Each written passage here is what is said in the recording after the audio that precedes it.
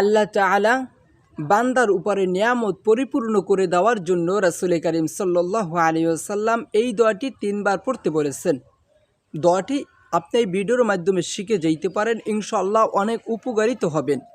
দোয়াটি হলো আল্লাহুম্মা ইন্নী আসবাহতু মিনকা ফি নি'মাতি ওয়া আফিয়াতি ওয়া সিরাতিন ফাতমিম আলাইয়া নি'মাতাকা ওয়া আফিয়াতাকা ওয়া সিতরাতা ফিদ দুনিয়া ওয়াল আখিরা।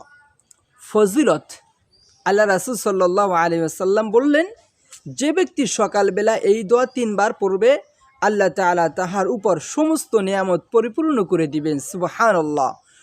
কোটি কোটি মানুষ জানবে। আপনি শিখে যান ভাই, এই ভিডিওর মাধ্যমে এই ছোট্ট ছোট্ট দোয়ার কারণে আমাদের জীবনকে পরিবর্তন করে রব্বুল আলামিন দিতে পারেন। তাই শিখবেন এবং অপরকে শেখার জন্য শেয়ার করে দিবেন।